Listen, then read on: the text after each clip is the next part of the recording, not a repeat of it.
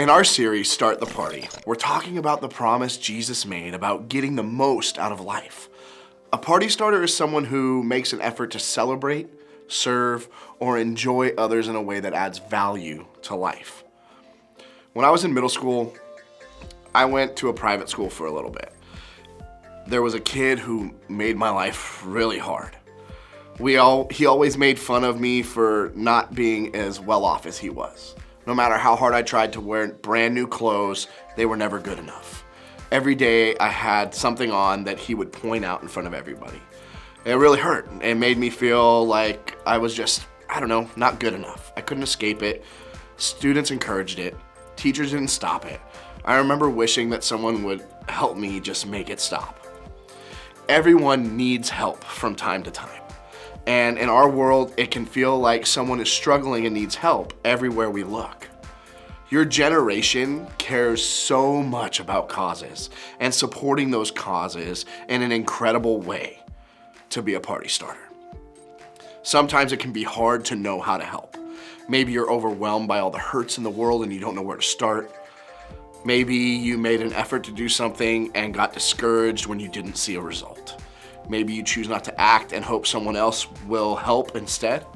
Or maybe you feel so many feelings about the wrong in the world that you don't look away or have a way to look away. As party starters, we're called to live life to the fullest. Jesus often taught people how to live a full life and be party starters through parables and stories. A religious leader asked Jesus how to follow him and live the full life God has promised.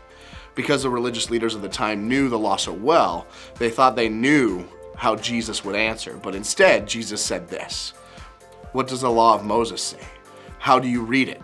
The man answered, "You must love the Lord your God with all your heart, all your soul, all your strength, and all of your mind, and love your neighbor as yourself." Jesus explained that we're called to love God, love ourselves, and love our neighbors. To explain who exactly our neighbors are, Jesus told this story. A Jewish man was traveling from Jerusalem down to Jericho, and he was attacked by bandits.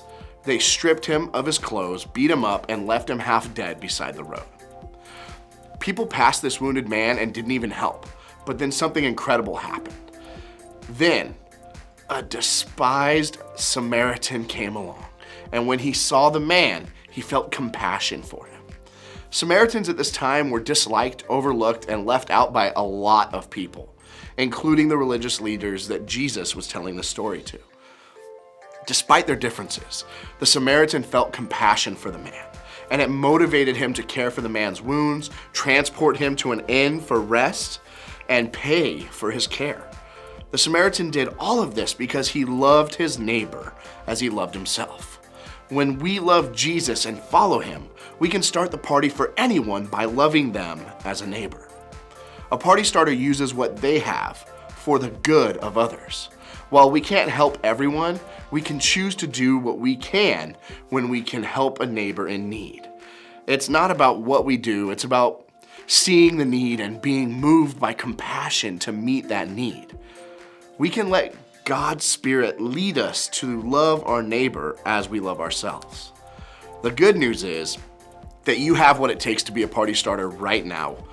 And with God, you have all you need to love your neighbor. So ask yourself, who is your neighbor?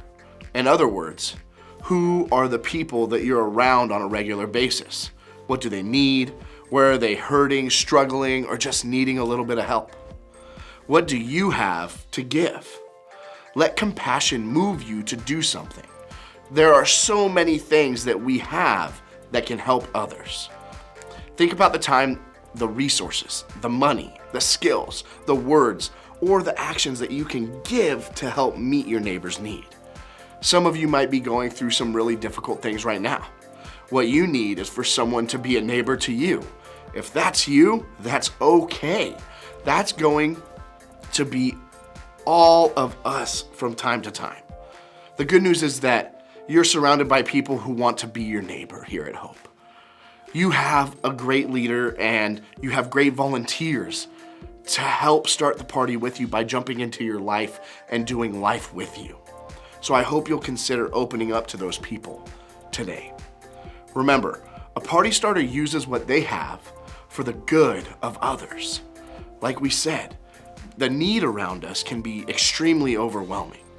We aren't made to meet all the needs we see on our own, but we can start by looking around and meeting just one of those needs.